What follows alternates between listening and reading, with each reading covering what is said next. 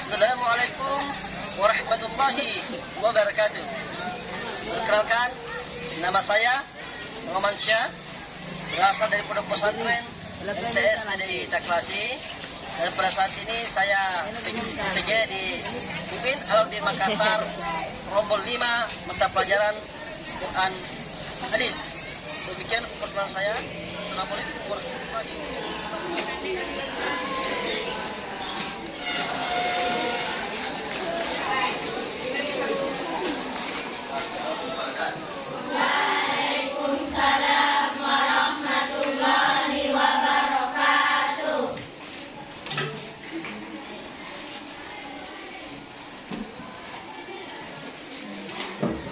Anak sekalian yang dirahmati dan dimuliakan oleh Allah Subhanahu wa taala.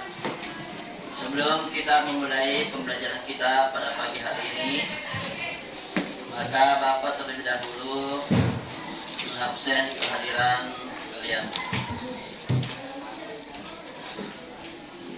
Andi Firda Bunga Lestari. Sakit, Pak. Sakit.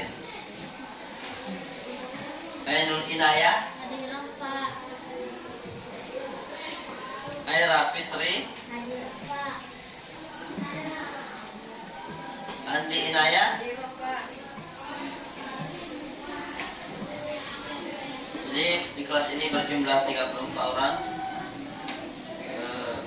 Ada berapa orang yang tidak hadir? Ada berapa teman yang tidak hadir? Ada 3 orang. Kenapa tidak hadir 3 orang itu selain yang sakit tadi? Sakit semua. Iya. Kita doakan semoga teman semua yang sakit itu cepat diberikan oleh Allah kesembuhan dan kembali beraktivitas seperti kita pada hari ini. Amin ya rabbal alamin. Nah, baiklah anak sekalian dirahmati Allah Subhanahu wa taala. Setelah kita mengabsen kehadiran, sebelum kita melanjutkan pembelajaran, maka marilah kita dahulu berdoa kepada Allah Subhanahu wa taala. Silakan kelas dipimpin doa.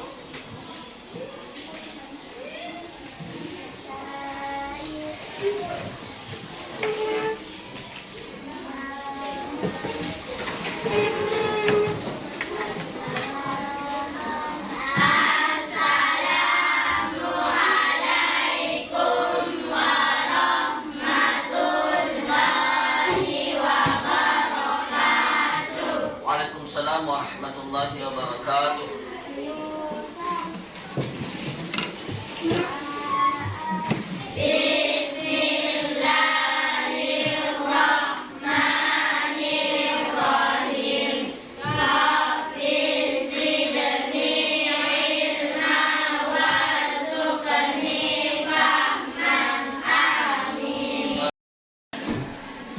Nah, setelah tadi kita membaca doa, selanjutnya mari kita melanjutkan sholawat Asmaul Husna. Mari kita mulai 1, 2, 3. Ya Allah, ya Rahman, ya Rahim, ya Malik, ya Kudus, ya Salam, ya Mu'min, ya Muhammad.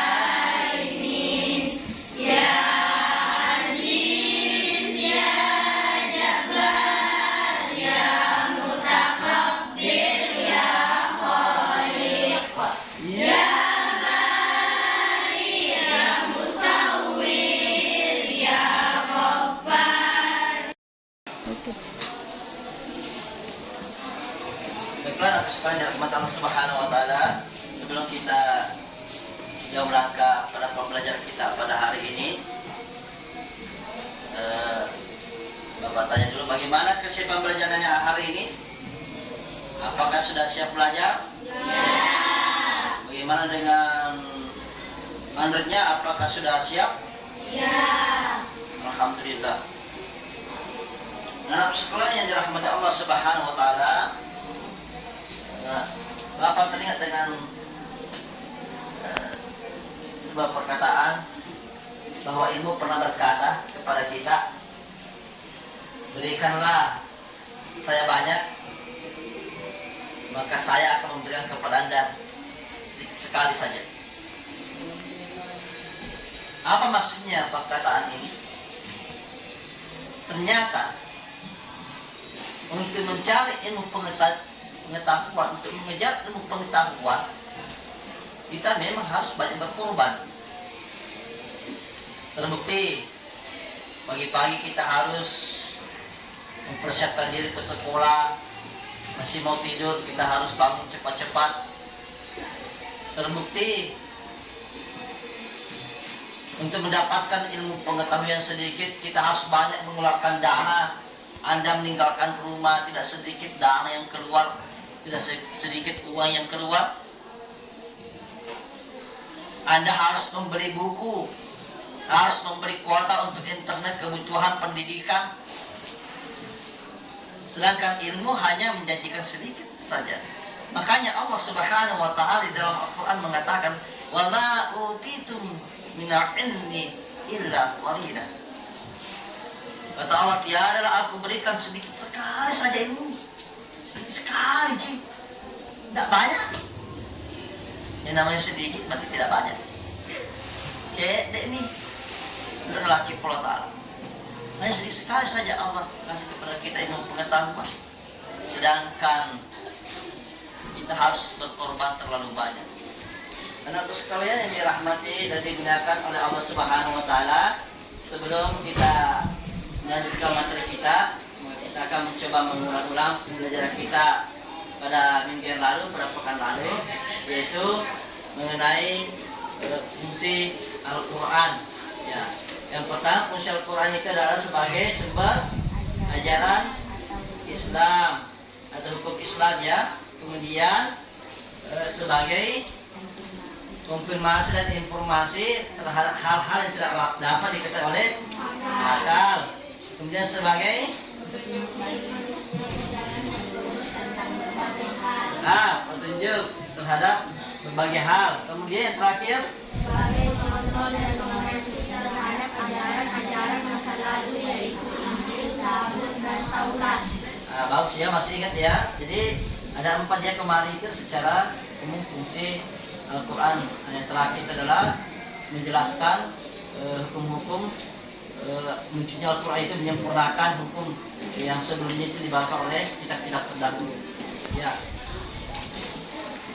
Insyaallah pada hari ini tujuan pembelajaran kita adalah pengertian hadis. Kita akan mencari pengertian hadis baik itu dari referensi buku paket kita, begitu juga dengan Android yang kita punya. Jadi insya Allah kita akan menggali, mencari informasi apa pengertian hadis secara istilah, begitu juga dengan secara bahasa. Dan insya Allah kita lanjutkan, kita menuntaskan apa fungsi hadis terhadap Al-Quran.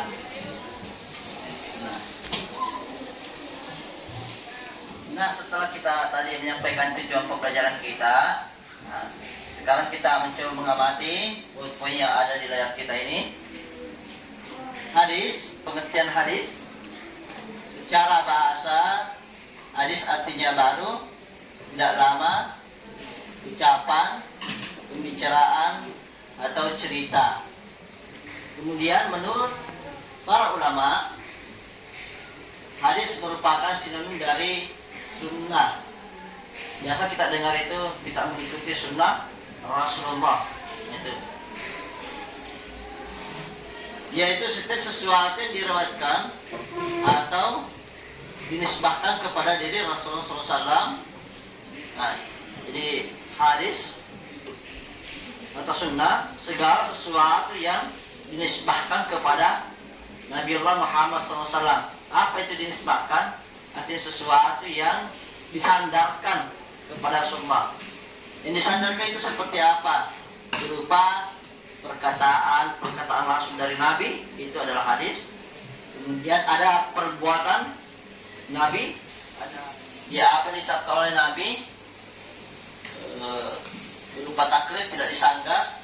Biasa ada yang dicontohkan oleh sahabat tapi Nabi tidak membantah. Kemudian sifat Nabi, ya, sifat Nabi. Setelah Nabi diutus menjadi rasul ataupun sebelum diutus menjadi rasul, jadi semua yang dinisbahkan oleh Nabi itu adalah hadis atau anak-anakku sekalian dirahmati Allah Subhanahu wa Ta'ala. Masih ingat dengan jadwal kita? Masih ingat? Ayo kita coba-coba ya. Siapa kita? Santriwati soleha berakhlak mulia. Alhamdulillah. Ya, ini ya, saya mencoba membuatkan ini. Ada ini skemanya. Jadi hadis itu atau sunnah, dua perkataan, kemudian perbuatan, sifat atau imma, kemudian mendiamkan, ya, mendiamkan. Nah, selanjutnya fungsi hadis terhadap Al-Quran. Apa fungsi hadis terhadap Al-Quran? Kemudian tetap nanti kita mencari di internet apa sebenarnya fungsi hadis menurut Al-Quran. Untuk sementara ini kita ada di poin fungsi hadis terhadap Al-Quran. Yang pertama, mengukuhkan hukum yang sudah ada dalam Al-Quran. Mengukuhkan itu artinya di dalam Al-Quran sudah jelas, tinggal hadis memperkuat untuk dilaksanakan itu. Contohnya puasa. Itu kan puasa sudah jelas perintah Allah wajib, ya, di dalam Al-Quran. Nah, kemudian merinci ayat Al-Quran yang menjemal. Ya, ada yang tahu apa itu menjemal? Ya, merinci ayat yang bersifat menjemal. Ayat yang bersifat menjemal itu adalah ayat yang bersifat global secara umum. Ya, hadis berfungsi itu menjelaskan. Nah, kemudian membatasi keumuman ayat Al-Quran. Yang dimaksud di sini membatasi keumuman ayat Al-Quran adalah seperti perintah salat Jumat. Di situ kalau misalnya kita baca ayatnya pada surah Jumat itu, ya ayyuhalladzina amanu idza nudiya lis-sholati min yaumil jum'ah. Di situ kan dipanggil adalah orang-orang yang beriman. Atau kalau mengatakan orang-orang beriman, semuanya kita kena ini, laki-laki ataupun perempuan. Nah, sehingga hadis menjelaskan yang dimaksud di sini diwajibkan adalah laki-laki saja yang balik. Kalau perempuan tidak wajib, anak-anak tidak wajib, kemudian orang sakit tidak wajib. Nah, itu. Jadi itu fungsi Al-Quran. Ya, fungsi hadis ada pengertian hadis, fungsi hadis atau apa saja yang Anda ketahui tentang hadis nanti ada cari di Android-nya. Nah, bisa perhatikan dulu ini video tentang ulumul hadis. Assalamualaikum warahmatullahi wabarakatuh.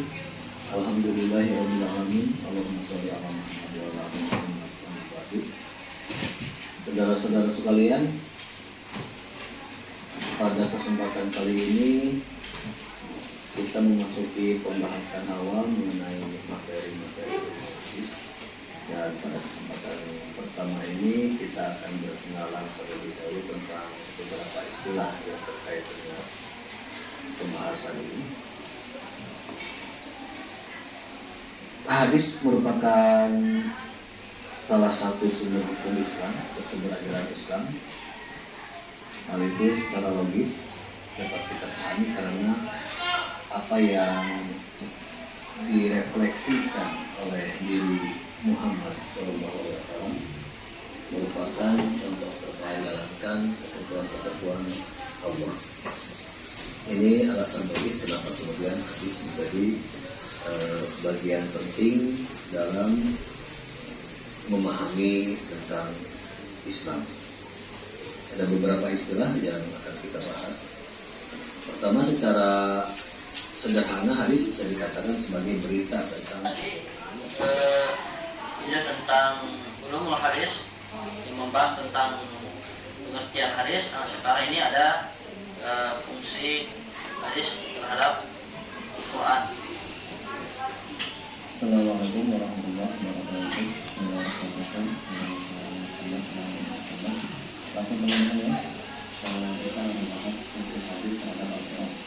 Cara yang besar pada empat, yaitu pada tafsir, ayat tafsir, dan ayat dasar. Dimana dari tiga ini, dari tempat ini ada satu yang menjadi kepentingan ulama, terutama yang empat ini. Jadi ada yang mengakui, ada yang tidak. Kalau yang tiga ini, ayat pasti mengakui. Langsung yang pertama, ayat tafsir itu artinya penguat. Dimana fungsi hadis ini adalah menguatkan dalil maupun ayat yang tidak ada di Al-Quran, itu menguatkan hukumnya. Langsung saja kita ada contohnya di surat Al-An'am ayat 192 ada ayat Alhamdulillah wala taqrabu ma la taqrabu dengan apa? Nah, ini dalam Al-Quran. Lalu dikuatkan dalam sebuah hadis, itu Rasulullah bersabda, jauhilah oleh kalian tujuh perkara yang merusak dan salah. Nah, karena sekalian dirahmati Allah Subhanahu wa taala, setelah kita tadi memperhatikan tayangan yang ada di layar kita, baik itu pengertian hadis, begitu juga dengan fungsi hadis terhadap Al-Quran. Nah, barangkali ada yang belum dipahami, ada yang mengganjal di pikiran Anda, ada unek-unek, silakan dipertanyakan. Apabila ada yang bertanya, silakan. Yang mau bertanya, oke, silakan. Apa perbedaan hadis dan sunnah? Apa perbedaan hadis dan sunnah? Sebelum Bapak menjawab, ada yang bisa memberikan jawaban? Ada? Oke, silakan. Hadis adalah segala sesuatu yang bersumber dari hadis secara risalah, sedangkan sunnah adalah sesuatu yang bersumber dari hadis sebelum dan setelah risalah. Nah, jawabannya bagus sekali ya. Nah, kita kasih hapus dulu. Oke. Jadi memang ada empat yang kedengarannya beda, penyebutannya memang beda, tapi sebenarnya bersumber dari Rasulullah SAW. Yang pertama adalah hadis itu sendiri. Nah, kemudian yang kedua sunnah. Kemudian yang ketiga kabar. Kemudian yang keempat atsar. Jadi kalau kita telusuri ini tentang hadis lebih jauh, maka memang ada empat ini yang langsung bersumber kepada Rasulullah SAW. Apa perbedaannya? Walaupun ulama kita mengatakan bahwa hadis dan sunnah adalah sinonim. Kalau sinonim dalam bahasa Indonesia berarti sama. Pada dasarnya ini keempat ini sama karena sama bersumber dari Rasulullah SAW. Hanya saja kalau dari segi maknanya ya memang sedikit ada perbedaan. Kalau hadis itu setelah Rasulullah diberikan risalah. Nah itu. Sedangkan sunnah segala yang bersumber dari Rasulullah SAW sebelum mendapatkan risalah dan setelah mendapatkan risalah. Itu perbedaannya. Kemudian ada namanya khabar. Nah, setelah kita tadi menyelesaikan PowerPoint kita, setelah kita mengamati video yang ada di atas, silakan mencari, silakan mendiskusikan dengan teman kelompoknya apa itu hadis atau apa saja Anda temukan tentang hadis. Begitu juga dengan struktur hadis seperti apa. Silakan aktifkan re-nya, silakan cari di buku paketnya. Silakan. Ya. Apa yang Anda temukan tentang hadis di Anda? Silakan.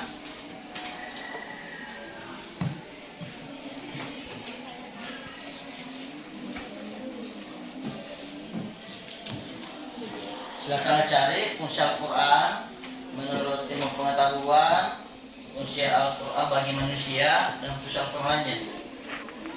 Baiklah anak sekalian dirahmati Allah Subhanahu wa taala, selanjutnya silakan presentasikan hasil diskusi Anda sesuai dengan yang Anda temukan, baik itu pengertian hadis, fungsi hadis ataupun struktur hadis.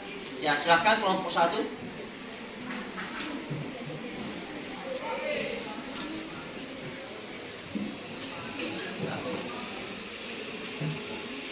Assalamualaikum warahmatullahi Assalamualaikum warahmatullahi wabarakatuh. Waalaikumsalam. Warahmatullahi wabarakatuh. Saya dari kelompok 1 ingin mempresentasikan tentang pengertian hadis. Menurut kelompok 1, pengertian hadis ada 2, yaitu secara bahasa dan secara istilah. Secara bahasa, hadis artinya baru, tidak lama, ucapan, pembicaraan, atau cerita. Sedangkan menurut istilah adalah segala berita yang berasal dari Nabi Muhammad SAW berupa ucapan, perbuatan, takrir, dan penjelasan sifat-sifat Nabi SAW. Sekian dari kelompok 1. Assalamualaikum warahmatullahi wabarakatuh. Waalaikumsalam warahmatullahi wabarakatuh. Bisa terus. Terus. Nah, selanjutnya kelompok 2. Waalaikumsalam. Fungsi hadis menurut kelompok 2 adalah 1. Mengulangi ketetapan yang sudah ada dalam Al-Quran. 2. Merinci ketetapan dalam Al-Quran. 3. Menambah ketetapan yang belum ada dalam Al-Quran. Sekian, Assalamualaikum warahmatullahi wabarakatuh. Ya, bagus ya. Oke. Nah, selanjutnya kelompok 3, silakan presentasikan.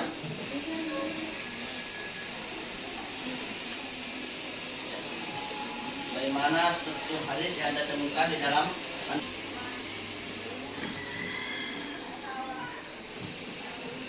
Assalamualaikum warahmatullahi wabarakatuh. Waalaikumsalam warahmatullahi wabarakatuh. Saya dari kelompok 3 ingin mempresentasikan hasil diskusi dari kelompok 3. Hasil diskusi kami tentang struktur hadis, yaitu ada 3. Nomor 1, yaitu sanad. Sanad adalah rentetan atau matan rantai dari hadis yang dapat mengajarkan kita kepada matan. Nomor 2, matan. Matan adalah segala kesalahan yang berasal dari perkataan, perbuatan, ketetapan, dan sifat yang menjadi. Setelah saya mempresentasikan tadi, adakah yang mau dipertanyakan? Oke. Bisa dicontohkan hadis yang sesuai struktur hadis yang disebutkan. Hadis oleh Abu Hurairah yang diriwayatkan oleh Muslim. Oh iya. Oke. Terima kasih. Jadi ada tadi pertanyaan dan jawabannya ya. Alhamdulillah sudah mendapatkan jawaban dari kelompok 3. Disuruh sebutkan hadis yang sesuai dengan struktur hadis. Hadis itu kan ada 3 strukturnya, ada sanad, ada matan, ada riwayat. Namun mungkin kita tidak bisa langsung contohkannya karena kita tidak hafal hadis. Seperti tadi contohnya, bahwa misalnya ada hadis yang diriwayatkan oleh Abu Hurairah atau diriwayatkan oleh Ibnu Abbas, ya kan? Baru ada isi hadisnya. Kemudian nanti lihat perawinya, siapa perawinya, apakah Muslim atau misalnya Ibnu Majah atau siapa perawinya di situ, atau mungkin diriwayatkan oleh Imam Bukhari, atau biasa ada muttafaqun alaih. Itu termasuk hadis yang konkret, lengkap sesuai dengan struktur hadis. Setelah kita menyelesaikan diskusi kita tadi mengenai pengertian hadis, fungsi hadis, itu juga kita diskusikan struktur hadis. Nah, sekarang Bapak mau bertanya, ini mudah-mudahan ada yang tahu. Hadis melihat dari banyak atau sedikit perawinya itu kan ada 2. Ada yang bisa sebutkan? Oke, silakan. Hadis mutawatir, hadis ahad terbagi 3, yaitu hadis sahih, hadis hasan, hadis dhaif. Jawabannya bagus ya. Oke, terima kasih banyak. Jadi ada 3 hadis ahad. Jadi Yang pertama itu tadi adalah hadis mutawatir, kemudian hadis ahad, yang terbaik 3, ada namanya hadis sahih, ada hadis hasan dan hadis dhaif. Nah, Bapak sekalian, sebelum kita menutup materi kita pada hari ini, Bapak akan memberikan lembar kerja. Nah, silakan dikerjakan. Ya.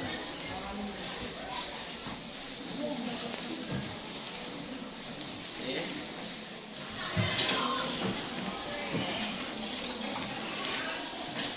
Silakan dibagi.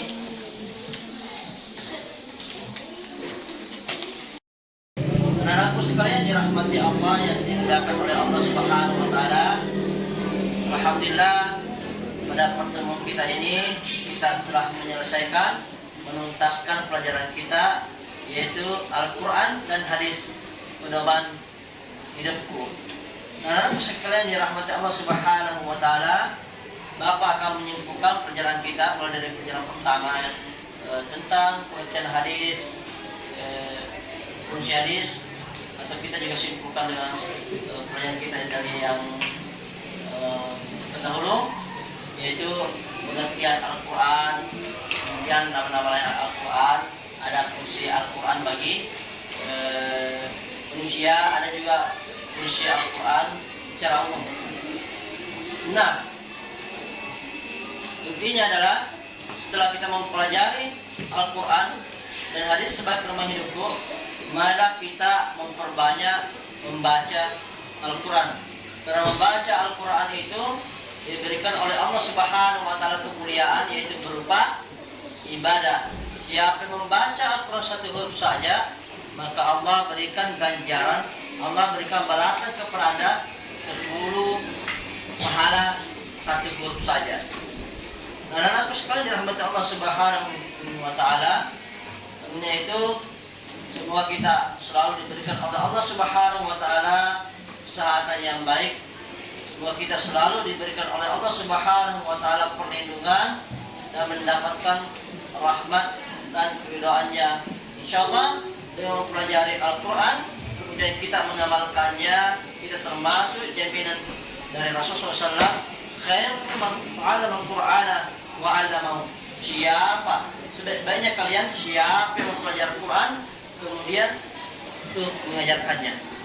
Ulangi, Nabi mengatakan khairukum man ta'allama al-Qur'ana wa 'allamahu. Sebaik-baik kalian adalah orang yang mempelajari Al-Quran kemudian mengajarkannya. Demikian pertemuan kita pada hari ini. Semoga kita diberkahi oleh Allah Subhanahu wa taala.